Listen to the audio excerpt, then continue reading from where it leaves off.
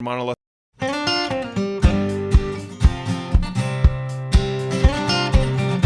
Welcome to Sorghum Smart Talk. I'm John Duff, NSP Strategic Business Director, joining you from Lubbock, Texas. I say every week that it is my distinct pleasure to come to you with a given guest, and it always is. It's always a pleasure. We've had great guests so far, but I've really got the pleasure to interview Tom Sell today, and Tom is joining us. Tom lives here in Lubbock. He splits time between Lubbock and D.C. and does a ton.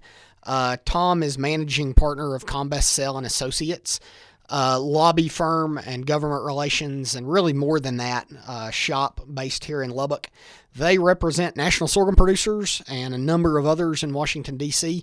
I worked for Tom as an intern now about 8 years ago, and so it's really fun to get to interview him here. I owe Tom a lot as far as my career.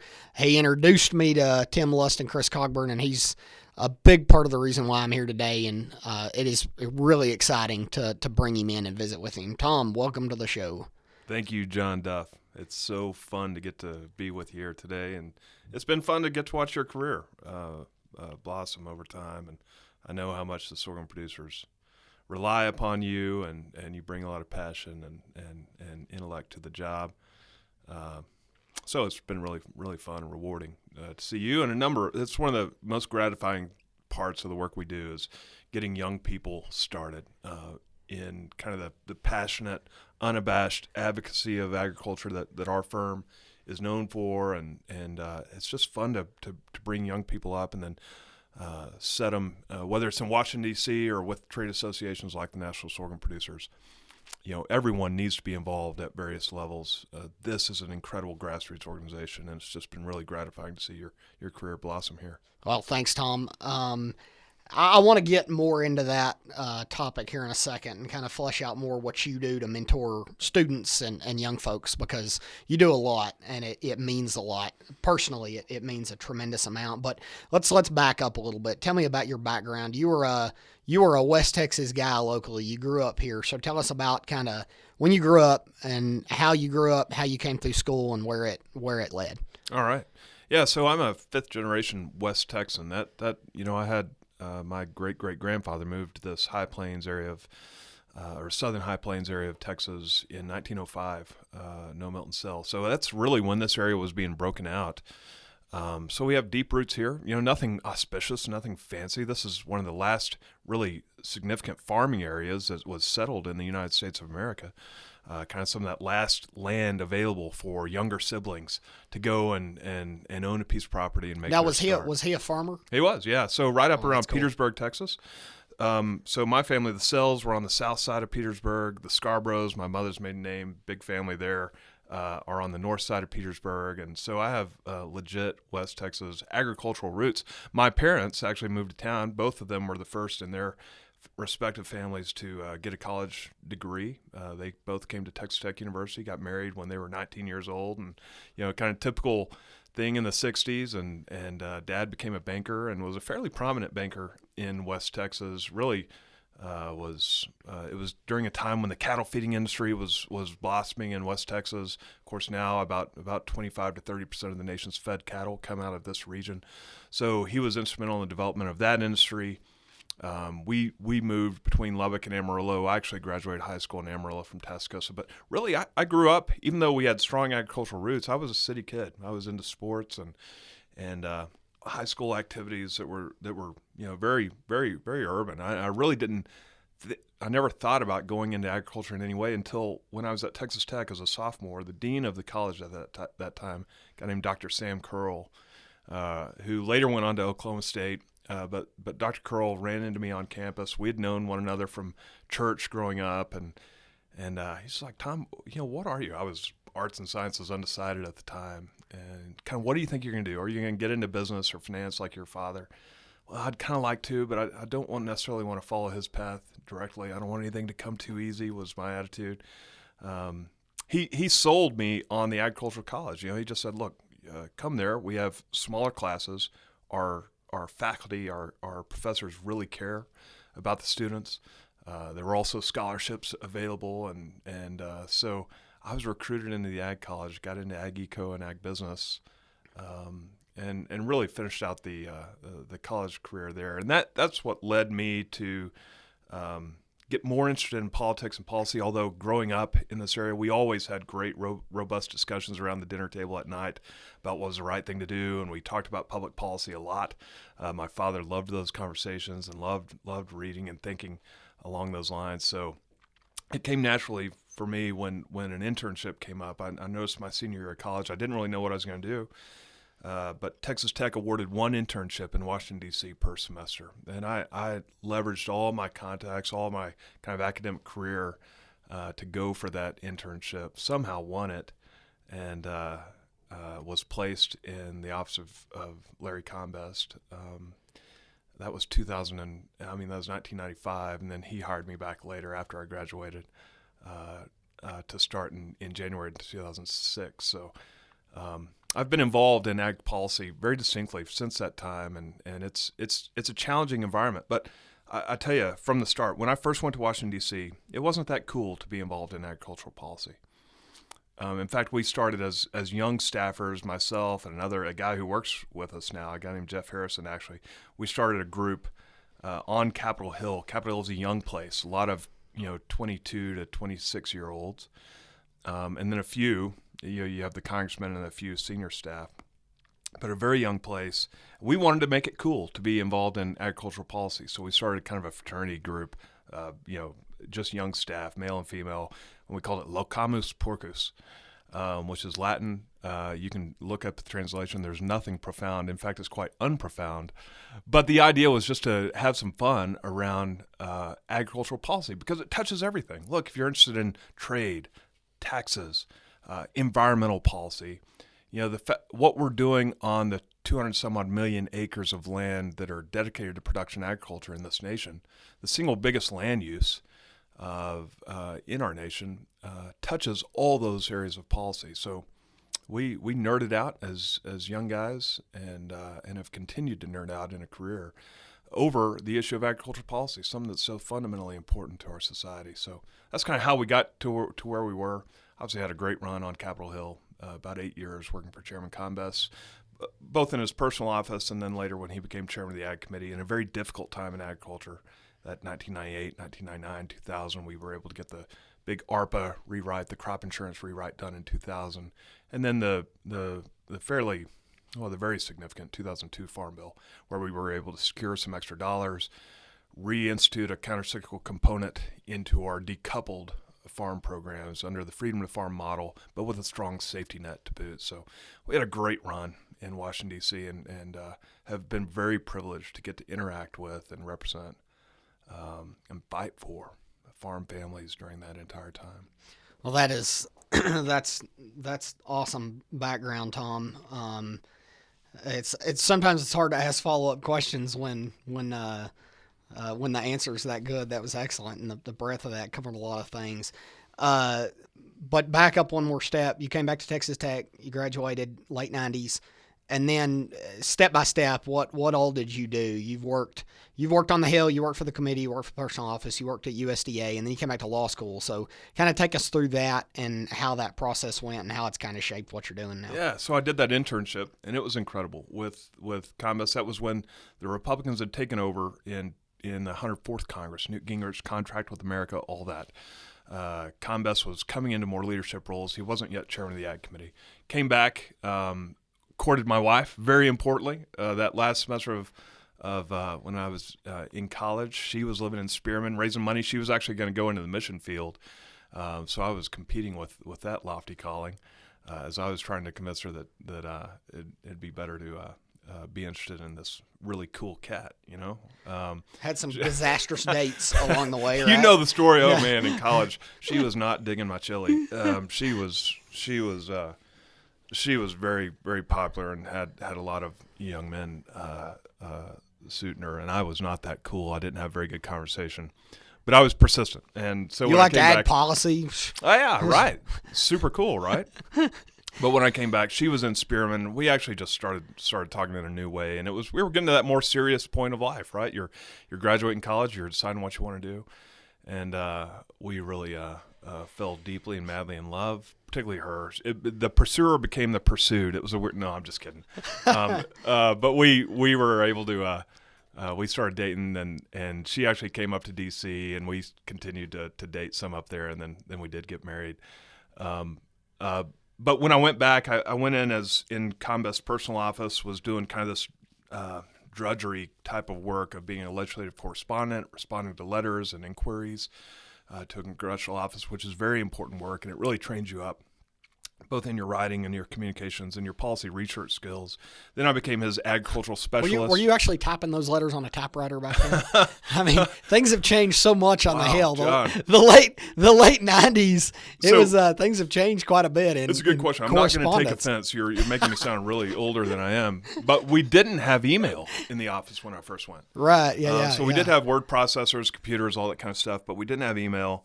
That came in about 1997 on Capitol Hill. Okay. It was lagging a little bit. Okay. But yeah, it has changed so much, the level of communication. Some for the good, some for the bad. It's something I think culturally, societally, we're still working through. But that's the era when I came in. Was privileged to get to do ag work. Combest, he was very, he was all about constituent service in that personal office. So you understand people's problems, you work on them to try and craft policy that's going to, and create rulings within the bureaucracies that are going to be advantageous and helpful to the constituents of the 19th District. Then quickly he became chairman of the Ag Committee, and man, he and I was always trying to overcompensate because there's so much information in Washington, D.C., and I brought a strong work ethic to Washington, D.C. We worked hard, and spent a lot of hours trying to understand these issues, and he saw that. So he gave me an opportunity to go back to the committee when he became chairman as his deputy chief of staff, really kind of his eyes and ears on the committee, working with a very brilliant senior chief of staff who had been there across various chairmen, a guy named Bill O'Connor, the smoking Buddha, great friend, super confident, would just kind of scare people to death when they had come petitioning to him in his office because he would ask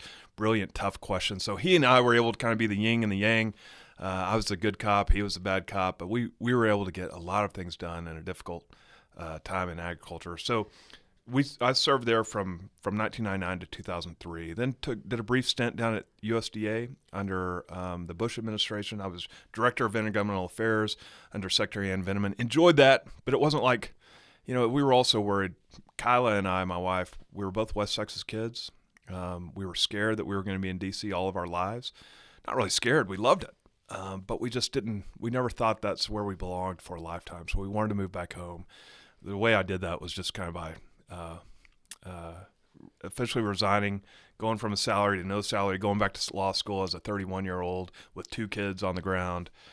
We had 2 more while I was in law school, but graduated, certified to practice law. Haven't billed an hour of legal practice. We started Combest Sell in my second year of law school, and by the time I graduated, we were blowing and going, doing work that I really love, which is policy work.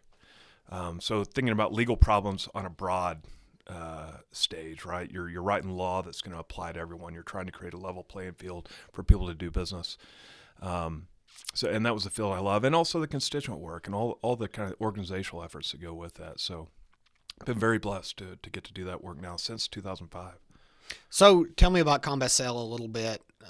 Obviously, you represent national sorghum producers, but there's a ton of other clients you represent, and you talk about the policy work, and that is really important. But beyond that, you're also an overall advocate for farmers generally in the ag industry, particularly in the Southwest. So talk about your clients, and then talk also about overall advocacy work that you guys do. Well, we became specialists in this area, and the fact is there just aren't a lot of people in the U.S. that really understand agricultural policy.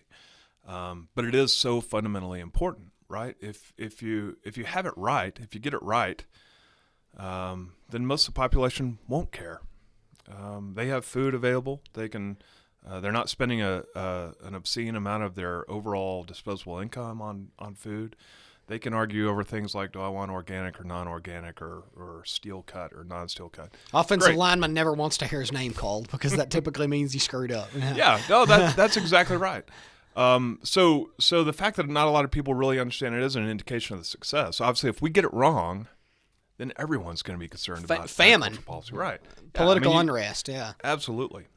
So we love this area, and it does touch so many things. And I think that's, Combest and I, when we started the business, obviously he had retired from Congress. We made a pact, and we said, first, we're only going to take on causes that we truly believe in. So we're not going to just, for money or for a contract, agree to advocate for something that we don't truly believe is in the best interest of the people of the United States of America, all people.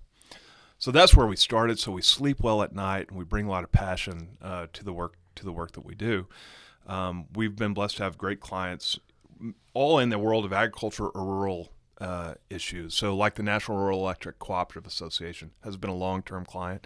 We get to work on some of the rural development infrastructure issues that are so important to the agricultural industry, to the communities across the nation. We work a lot with crop insurance. We had done that ARPA rewrite in 2000, so we know a lot about the history and the intricacies of the Federal Crop Insurance Act.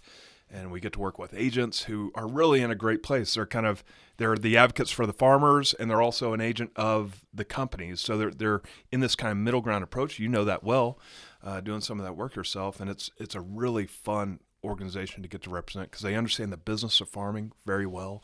They understand the particular challenges that their farmers are facing, and they always bring a lot of passion to the table in terms of wanting to fight for the farmers that they serve. And then a number of commodity groups. We are very much a grassroots organization. We never have kind of found or had a niche with the big agribusiness corporations. Not that, they're one of the, obviously the challenges we face in agricultural policy is this myth of corporate agriculture, right? On the ground. They try and EWG and other ridiculous organizations like that try and portray the American farmer as this big monolith of corporate executives that are just controlling a bunch of serfs on the ground. Nothing could be further from the truth. I mean, the American farm sector is a bunch of entrepreneurial family enterprises. Families. They've grown.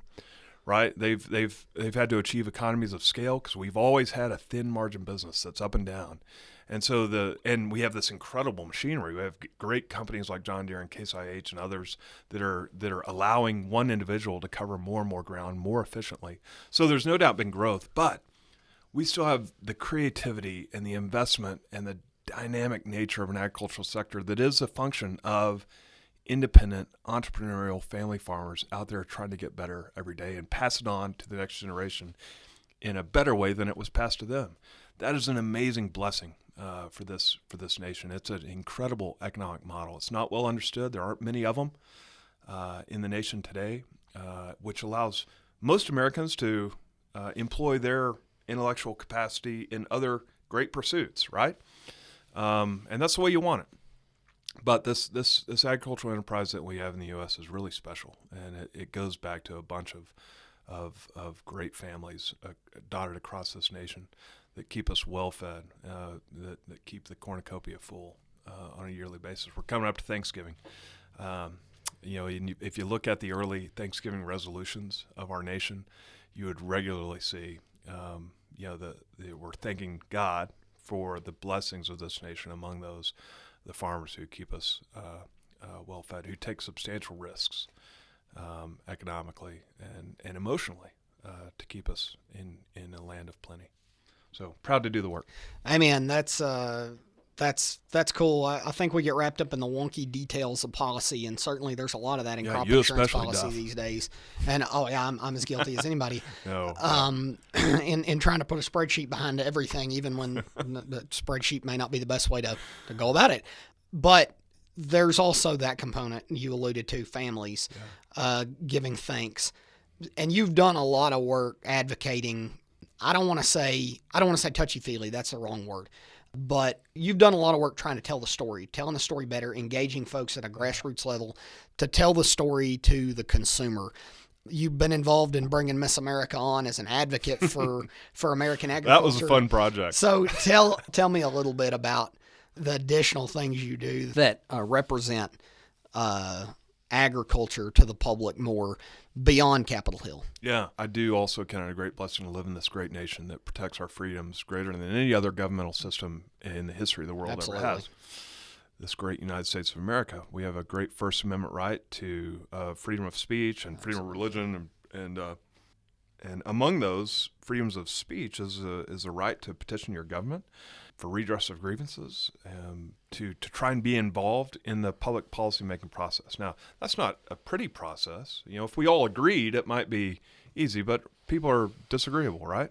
They have different points of view. They bring different perspectives to the table. The fact is, there are a lot of advocacy groups that have formed up in this great democratic system that don't particularly have a great knowledge, but they think they're trying to go a certain place, and they want to kind of skew the issues and the facts toward their point of view. We have a very active kind of outrage contingent that operates in the world of agricultural policy.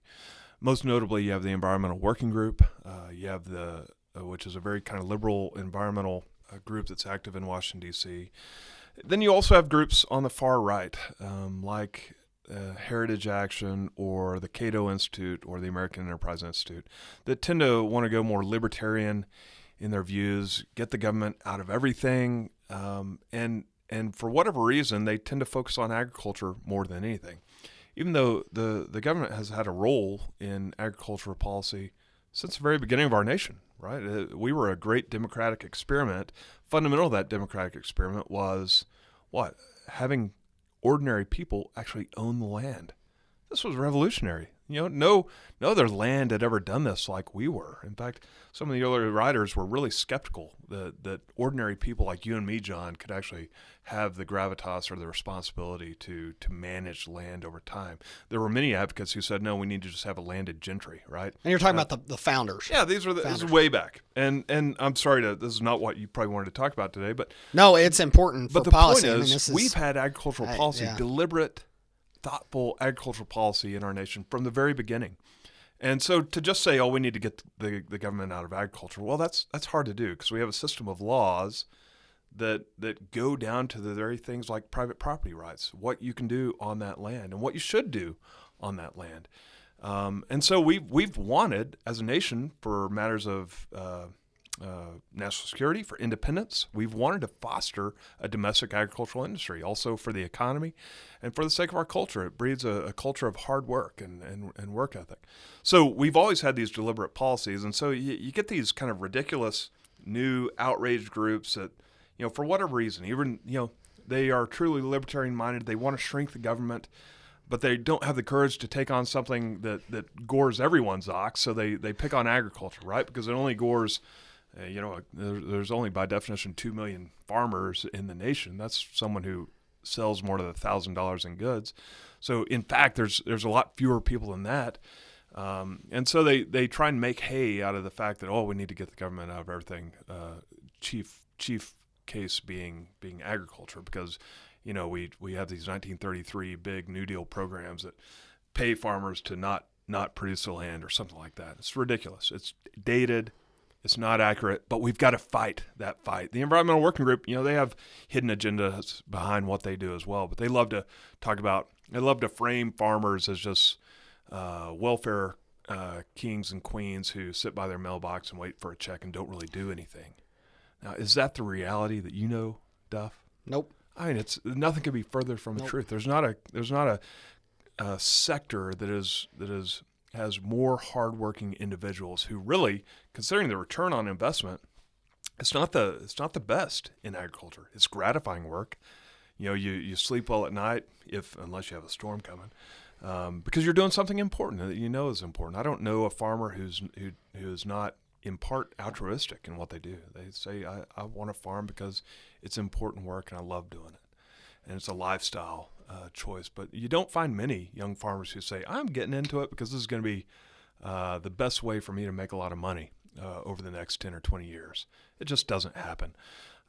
So those are the people, those are the families that we're fighting for, and just helping people to understand the impacts of policy upon them, and help people, this is the question that you asked, help them understand what this agricultural sector, what these 2 million people and those involved in the agricultural sector more generally in the value chain do to keep the value of the safe, reliable, inexpensive supply of food and fiber that provides the foundation for our economy. Help them see the value of that in a broad respect. So we work with groups like Farm Policy Facts to try and get this message out. But really, there's a great network from National Sorghum to these podcasts to corn and wheat and other grower groups, other advocates, and even you've seen a lot better material in the last 10 to 15 years, I'd say, out of some of the big suppliers like Monsanto and Bayer, who now love to do big promotional items on how they're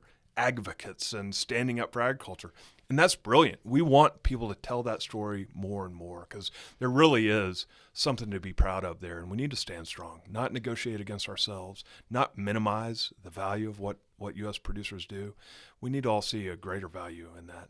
And that's been a really, really fun part of what we've done. And I've seen real progress over the 20 some odd years that I've been involved in this now. I kind of alluded to that at the beginning. When I first went to Capitol Hill, it just wasn't cool to be an ag staffer. That was kind of the bottom of the barrel. These days, to go up there and be an ag staffer, people fight for these jobs. Absolutely. And they go in with a lot of pride, and they go in with thought of, what can I do to add to the level of advocacy that's out there? So it's been gratifying to see. So, these are issues, big issues that are going to play out over 10 to 50-year time horizons.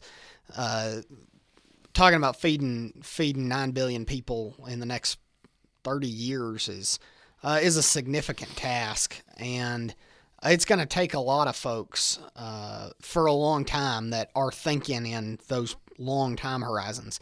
And you talk about staffers now and how competitive it is to get up there and work as an ag staffer. And so with both of these things in mind, that it's going to take this long and that it's going to be competitive to get there, what do you do as far as cultivating that next generation? I know what you do. Obviously, I'm one of them, but what do you do to cultivate 19, 20, 21-year-old kids to groom them and cultivate them and educate them to advocate for the next several decades, even after you're not in the space anymore? Yeah, oh, that's a great question. We've had a great hand in starting a lot of internship programs, not just within our shop, but encouraging others that we work with to invest in that next generation in that way. Obviously working with, one thing I'll say is I think people are attracted to kind of honest passion. And I hope they see that in our group, and that has spread, that there's been a ripple effect from our group. And I like to think that's the case. So, it's not just what we as our organization can do. We've had a great track record for training young men like yourself. We have two great we always call our young people nowadays, as we're getting older, our millennials. And they are the foot soldiers, and they come and they work with us, and then they've gone on to different places. So like the current chief of staff of the Senate Ag Committee, James Glick, is a guy who used to work for me at that I was able to hire when I was in my position at USDA for the brief time. And the current chief of staff of the House Ag Committee, Matt Schertz, is a young man who I was able to hire back at House Ag way back, kind of brought in and just mentor and kind of letting that passion bleed off. And Matt does incredible things for agriculture now, and they're dotted all over the place in the public policy arena. And then several have gone back into business, but bring that kind of advocacy role into their business enterprises. So it's been really, I don't think there's a formula, but we have had a deliberate effort to try and really invest in and inspire the next generation, and we're very proud of that fact. That's awesome. So shifting gears here, because we could talk about this all day. This is an area I'm extremely passionate about, and I know it is for you too. And there's not a doubt in my mind that your respect and your ability to put groups together and put relationships together is due to the significant work you do cultivating that next generation. So we could talk forever on that. So just really shifting gears here. When this is posted November the 5th, next Monday, we are going to be a day away from the election. Yeah. So big day. What are your thoughts on that? That's a pretty open-ended question. Where are we headed? Your best prognostications, what happens on the House side, what happens on the Senate side, and then implications for overall policy and the Farm Bill. That's a great question. Let me start by saying this. We live in a great nation that has endured a lot. And the problems we're facing as a nation today are, in some ways, they're not as bad as they have been historically. Now, we also have this media environment that we have given voice to the Chicken Littles out there, right?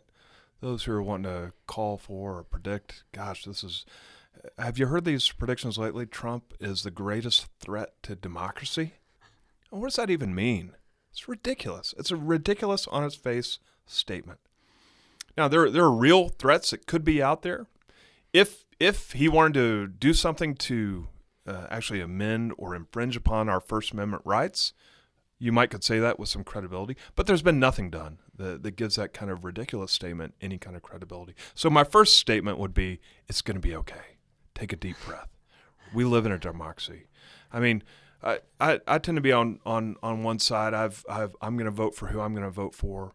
My way is probably not going to be the way that the American people next Tuesday decide. Maybe. I don't know. But it's going to be okay. We've had divided Congresses and administrations over time. Sometimes that actually works better. We've had more monolithic, all Republican control, all Democrat control. Things tend to work out over time. So let's not get too hyped up by our own rhetoric or too psyched out by our own rhetoric that this is so, critically important. God's in control. This thing is going to work out. Absolutely. All we can do is work and try and influence the people right around us in the best way we can.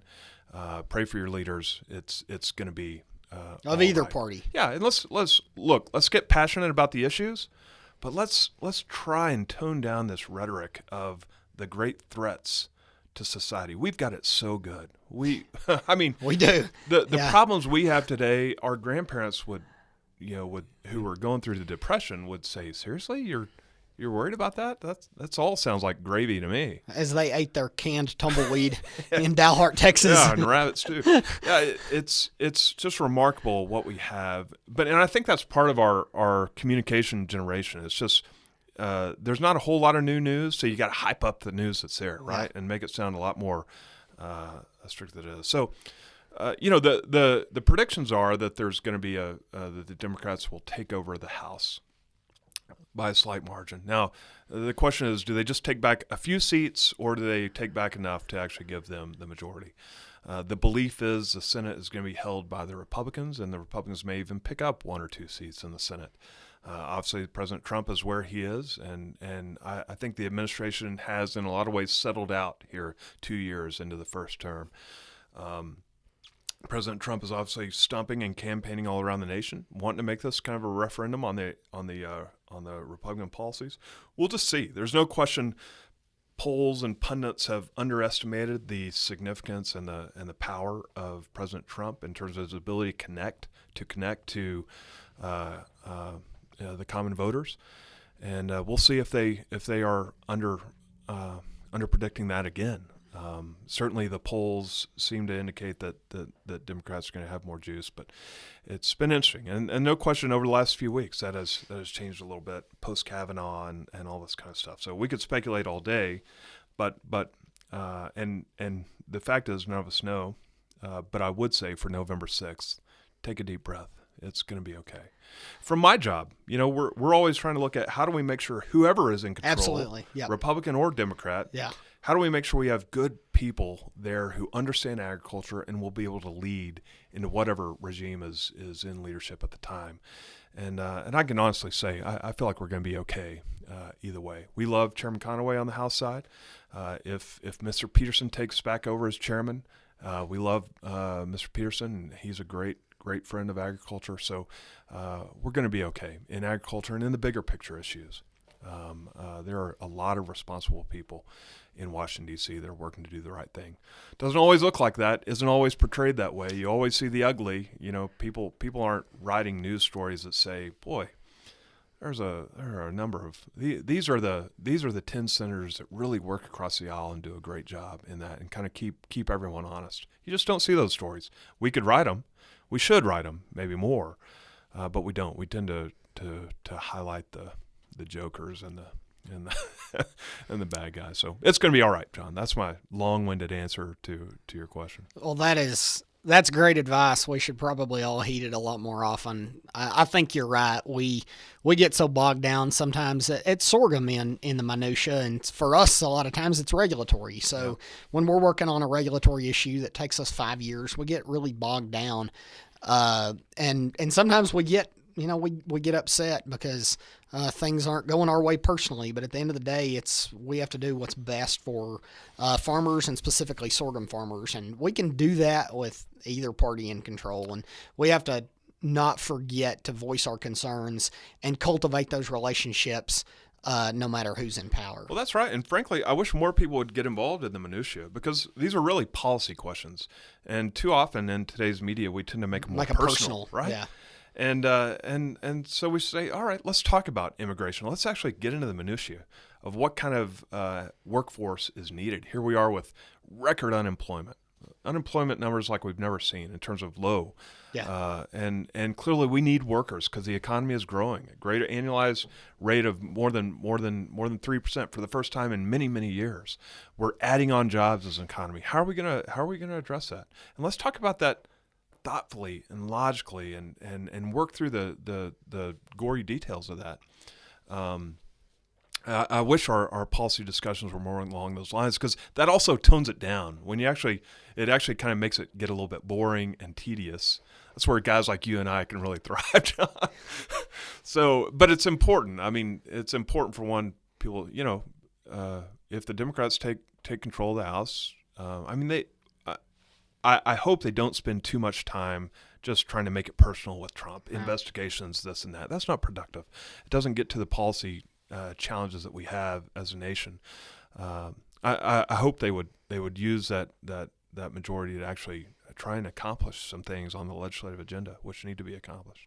Absolutely, I completely agree. And on that legislative agenda, where's the Farm Bill at? Where are we going? Does the election and how big the margin is or isn't make any difference in the Farm Bill? How do you feel about getting something done in lame duck? What are your thoughts there? So this is the question that probably everyone's listening here. I think we're at about minute 37.